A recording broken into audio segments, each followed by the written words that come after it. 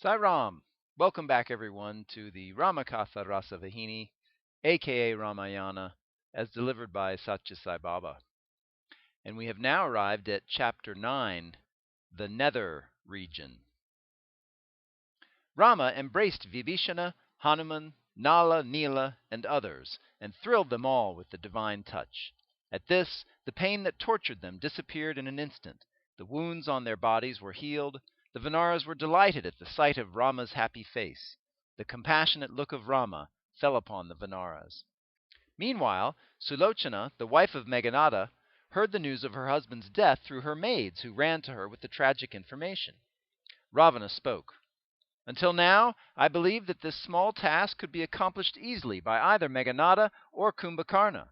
Now I have observed with my own eyes the failure of their prowess. I am ashamed that Meghanada fell a victim to the attack of monkeys. Those who are killed by monkeys, how can they claim to be heroes? Ravana said. He tried to console Sulochana. He said, Respected consort, give up your grief. Do not think that I am a hero of that type. I shall bring you solace within an hour or so. You can witness on the battlefield my terrific might. I shall pluck the heads of those who caused the death of your husband and bring them with me. This shall be done without doubt. Thus Ravana boasted and raved in the presence of Sulochana. His anger burnt his frame, and he was beside himself with rage. Hearing his words, the wise and virtuous Sulochana said, O 10-headed one, is there in your heart any trace of hope that you can win victory? You are sunk in the deep darkness of delusion. I had swallowed my resentment and my disappointment so long, for I felt that opposing one's father-in-law was improper, and in this case it is also useless to try to convince you. Your rage is the prime cause for the destruction of the Rakshasa population of this island. Let me tell you this, it is impossible for you to win this war. This is the truth, the indisputable truth. Sulochana rose suddenly, and wailing alone, she moved towards the apartments of Mandodari, the queen, the mother of Meghanada. Reaching there, she fell at the feet of her mother-in-law and said, This calamity has been brought about by your husband, and not by anyone else. You too cannot escape such a calamity, which is sure to befall this day or the next. Her torn heart poured out words that were harsh and cruel. Mandodari too was pained when she contemplated the evil desires of Ravana and his pride at his own wickedness. She wept at the realization that the words of Sulochana were awfully true. The two women sat silent for long, and later they described to each other the virtues and excellence of Rama and the patience and chastity of Sita, and told themselves that if only they could get a glimpse of that divine person, their lives would be rendered worthwhile. Ravana could not bear to witness the agony of his daughter-in-law, the bereaved Sulochana. Her words thrust his heart like sharp spikes. His grief was so heavy at the loss of such a bright and loving son that he fell on the floor, and in despair beat his head on the ground. Rising up, he poured out his anguish before the Seva idol of his favorite temple. Meanwhile, the ministers of his court approached him there. They said, O king, why are you grieving in vain? Sons, wives, and all the rest on whom we lavish our love are all like the lightning flash that illumines the dark cloud for an instant. They come and go. Life is a flash. It does not last. Knowing this in full measure, it is not proper for you to sink in ignorance and bewail their loss. Now is the time to plan the future. Plan out the strategy by which we can destroy the enemy at our doors. They tried to bring consolation and remind him of the immediate task through various arguments. At last Ravana folded his 20 palms, and praying to Shiva, he fell on the floor of the temple in reverent homage. When this happened on the earth above, Ahi-ravana, living in the nether regions, became aware that Ravana was suffering a great burden of sorrow. He thought within himself, How could this be? He has all the world under his control and within his grasp. No one can defeat him. Ahi-ravana worshipped no other god but the Devi Kamada. Immediately he meditated on her, and she revealed to her votary the place where Ravana was at that time. So he could appear before Ravana in the Shiva temple itself. He fell at Ravana's feet, announcing his name while doing so. Ahi-ravana was no other than another son of Ravana. He inquired the reason why the father was so disheartened. Ravana related to him all that had happened since the nose and ears of Surpanaka were sliced off by the brothers. This account made Ahi-ravana very sad. He said, The path of morality is adored by everyone in the world. By straying away from that path and preferring the path of immorality, fear enters the heart. Instead of paying attention to the past and future and the likely course of events, you have plunged into this foolish, fatal war. As a consequence, you have destroyed your clan and your dynasty. You do not know the heroism and the power that lies dormant in man. You have counted the greatest among them as the least and the lowest. Yet I wish to tell you one thing now.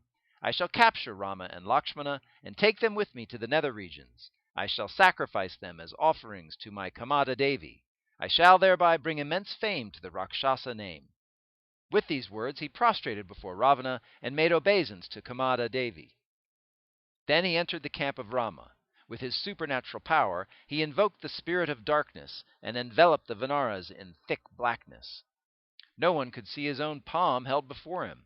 Such was the thickness of the pitch darkness around all. The Vanaras were extremely vigilant in camp. Even death dare not enter the place. Hanuman, the Vanara guard, elongated his tail to such an extent that he could encircle the camp with it many times over, until the coils, one over the other, became a high wall, of the size and strength of a mountain barrier. Hanuman himself sat alert at the only gate through which entrance into the impregnable fort was possible. Ahi-ravana saw the caudal fort and was stricken with great fear. He could not conceive of any strategy to outmaneuver this defense. Suddenly getting a brainwave, he changed himself into the likeness of Vibhishana and accosted Hanuman at the gate. He told him, "Friend, I must go into the presence of Rama." With his approval, I had gone outside the camp to perform my evening prayers and rites. I have finished them now. If I do not go without delay, I would incur the sin of disobeying his command. So allow me to enter the camp. Hanuman was taken in by those words and that form, which were to his ears and eyes the same as Vibhishana's. He allowed him to enter into the camp.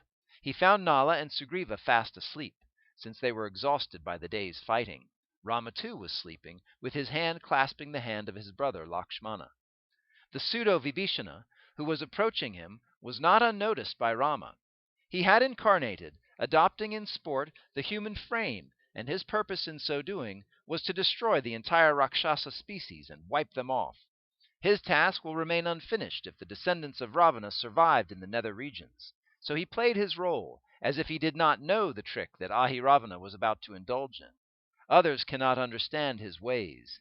He knows where, when, and by which means one has to be exterminated. He plays his drama in his own way. The Rakshasa recited the Mohana mantra, which would make whomsoever he wants swoon and become unconscious. That made the Vanara heroes sleep even more soundly. Then he bound Rama and Lakshmana and carried them off to his region in the bowels of the earth, the region called Patala. After some time, the Vanaras woke up and were plunged in dismay when they found that Rama and Lakshmana were not beside them. The place where they had slept had become a deep pit. The entire camp was soon filled with cries and groans. The Vanaras were rendered as miserable as the sky without the moon, or lotus blooms without water. The Vanaras started moving in all directions to seek out the brothers and recover them. Many ran towards the shore of the sea. Many searched the borders of the campus. No one could discover any clue. The Vanaras lost hope and courage. They were overcome by sorrow and despair. At this juncture, this misfortune has overtaken us. The Vanaras lamented their fate in this manner. Sugriva, the king of the Vanaras, himself fell unconscious on the ground. Vibhishana had not heard about this incident. He was returning with wet clothes on from a sea bath after performing his morning rites. The Vanaras ran towards him and revealed to him that Rama and Lakshmana could not be seen in camp. Vibhishana was struck with sorrow for one instant. But, since he was conversant with the tricks that the Rakshasas could play using their supernatural powers, he guessed the plot correctly. "Come, let us go into the camp," he told them. This gave them some little consolation. When he talked with Hanuman at the gate, he was surprised and shocked. Hanuman asked, "Why, you passed through this gate into the camp a while ago. You asked me permission to do so." It was now clear to Vibhishana.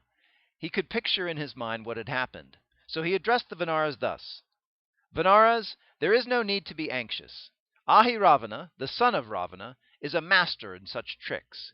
He is living in Patala, the Nether Regions. Judging from the depth of this pit, I am sure it is he who has carried Rama and Lakshmana to his own place underground. I have no doubt on this point, for no one else can assume my form. Do not be disheartened. It is best that some one from among us who is mighty proceeds thither." Vibhishana looked around, and citing Hanuman, he said, "Hanuman, your physical and mental strength are known all over the world. Go immediately to Patala and bring back those oceans of mercy, Rama and Lakshmana." Vibhishana described also the route that Hanuman had to take to reach Patala, where Ahi-ravana stayed. Sugriva, Angada, and Jambuvanta clasped Hanuman to their breast and shed tears of joy. Hanuman solicited permission from his royal master Sugriva, and while starting on his mission told the Vanaras, "Do not fear, do not be anxious in the least. Whoever he is, I shall destroy him, even if I have to sacrifice my life. I shall stand before you with Rama and Lakshmana pretty soon. Be assured." With these words, and with the acclamation, "Jai Rama, Jai Rama," victory to Rama, victory to Rama, emanating from his tongue, Hanuman started off. Reaching the Patala region, he rested a while under a tree. He heard two birds sitting above him, conversing aloud. Hanuman knew the language of birds, so he sat listening to their talk. "Dear one," spoke the bird, "Ahi-ravana has brought two brothers, Rama and Lakshmana, and he has made all preparations to sacrifice both of them to goddess Kamada just now. He will cast those holy bodies away after the sacrifice. We can feast on those sacred bodies to our full content. This day is a festival day for us." Hanuman rose suddenly from under the tree. Like a cobra whose tail had been trodden upon, he hissed with rage and leaped forward like a giant flame. "Alas, I fear what has happened already to my lord," he wailed. He entered the city of Ahi-ravana. At the very entrance he had to fight and overcome Makaradwaja, the guard in monkey form. But seeing that he was a monkey, he explored his genealogy and history. Hanuman was able to win his confidence and get from him inside information about Rama and Lakshmana and their fate. He also came to know from him that the brothers were to be taken at dawn to the temple of goddess Kamada for being offered as human sacrifice to her. Hanuman asked Makaradwaja, the monkey guardian of Patala, where the two brothers were kept by the cruel overlord of the Nether Regions. He gave him all the details. However, he insisted that he will not allow him to enter the area, for he had to obey his master and be loyal to him and to his interests. "Whatever the suffering I have to endure, I shall not let you in," he said. "If I show you special consideration for the reason that you too are a monkey, I will thereby be dishonoring the entire monkey species as unreliable and ungrateful. My lord, Ahi-ravana, is as much adorable to me as your lord Rama is to you. So however near you may be to me, I shall not waver or deviate. I must do my duty and carry out his command. You can get in only after defeating me in combat," he said challengingly. Hanuman appreciated his sentiments and his sense of duty. He was happy that Makaradwaja had taken the proper attitude. He took up the challenge and entered into the fight. After some time spent in fierce combat, Hanuman decided that protraction was not desirable. So he twisted his tail around the body of Makaradwaja and cast him far out into the distance. Then Hanuman boldly entered the city. He noticed a florist entering the gate with a fine big garland of fragrant flowers. Resolving that this was the best chance to reach the place he wanted to, he assumed suddenly a molecular form and occupied the garland that the florist was carrying. The garland was not rendered any heavier. It was as light as ever. The florist had no idea of what happened. Everything was as before for him. The garland was delivered to Ahi-ravana himself. He took it in both his hands and placed it round the neck of the image of Kamada in the temple. He also offered various rich dishes as sanctified food to the idol. From his vantage point on the garland round its neck, Hanuman ate up the dishes as they were placed before the idol. The Rakshasas saw the food disappearing, and they were delighted that their goddess had deigned to accept their devotion. Ahi-ravana too was happy at the thought that this day my prayers have been answered. My fortune has reached its summit. Meanwhile, Rama and Lakshmana, the brothers, were brought in, decorated in the manner in which sacrificial animals are decorated. Gigantic Rakshasa warriors were holding them by their arms on either side. Hanuman saw them being made to stand beside the sacrificial altar. Hanuman bowed obeisance to Rama from where he was, and filled his mind with adorations for him. The guards placed the brothers right in front of the idol, and held sharp swords near their necks. Ahi-ravana said that the sacrificial offering of the lives of the two brothers has to take place immediately after the waving of the holy flame, and that they ought to be ready to execute their task without a moment's delay.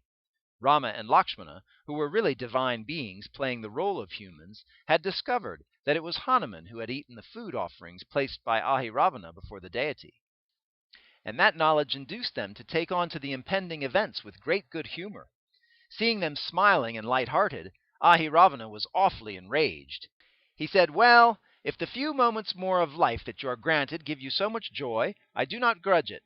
Be happy while you can. A while later, you can smile in the realm of Yama, the ruler of the dead."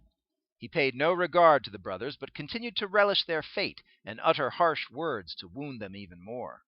At this the priest rose, and paying respects to his master, informed him that the code of political morality requires that the victims be permitted to pray, if they so desire, to their guardian for peace after death. The Rakshasa chief rose from his seat and announced, "Princes, if you have any well-wishers, this is the time to express gratitude for them, since you have only a few moments to live." Rama and Lakshmana looked at each other's face and smiled. That very moment Hanuman let out a terrific roar. Hearing it, the Rakshasas imagined that their goddess had manifested herself and was expressing her anger. Hanuman jumped from the garland, assuming his terror-striking form, and grasping the sword that was in the hand of the goddess, he felled Ahi-ravana to the ground and hit him all over, hacking him to pieces. But his body was of diamond strength, and he had won a mysterious boon by which the bits get together and become whole as soon as they are separated. At last Hanuman fixed Rama in his mind, and with a shout, "Jai Rama!" he caught the head in one hand, and with the other sliced the neck. Before they could join, he threw the head into the blazing fire in the sacrificial pit before the idol. Just then Makaradwaja managed to reach the temple and the presence of the goddess. On seeing him, Hanuman recovered the golden crown from the head of Ahi-ravana, and placing it on his head, he proclaimed him ruler of Patala, and advised him to be ever grateful to the brothers, and to be always loyal and devoted to them. He had Rama and Lakshmana seated on his shoulders, and at one jump he rose from Patala and landed for the Vanaras with their 1,000,000 eyes. Vibhishana and others could not contain the joy that overwhelmed them when they saw the brothers safe and sound before them.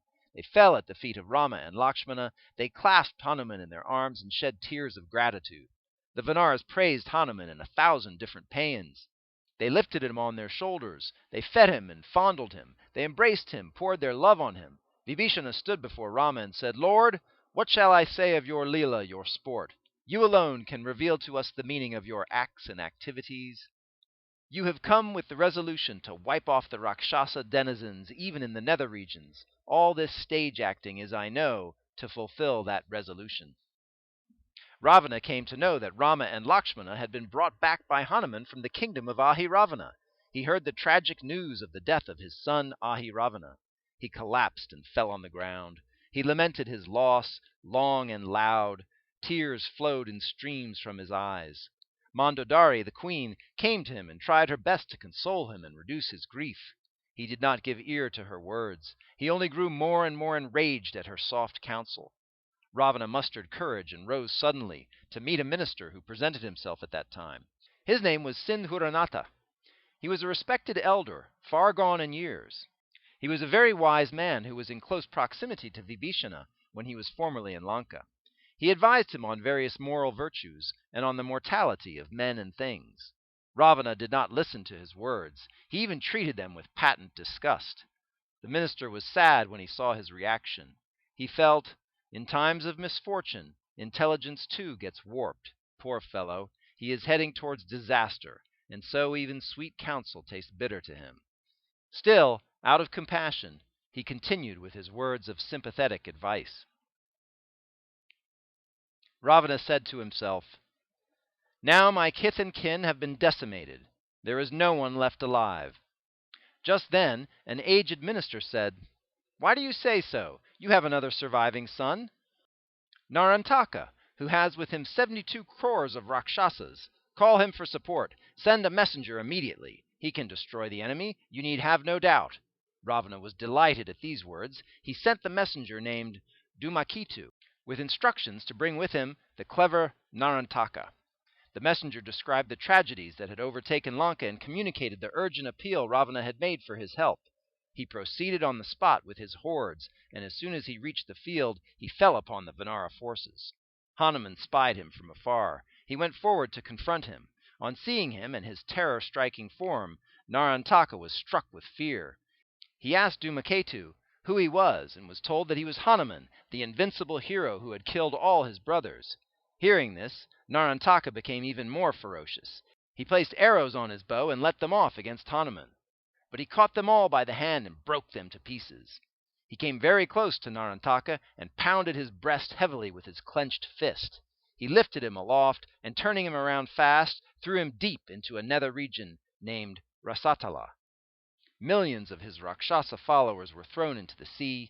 He broke into smithereens the chariots in the army of Narantaka. The charioteers were also decimated. And here ends Chapter 9 of the Ramakatha Rasavahini, aka Ramayana, as delivered by Satya Sai Baba. We'll see you next time for Chapter 10.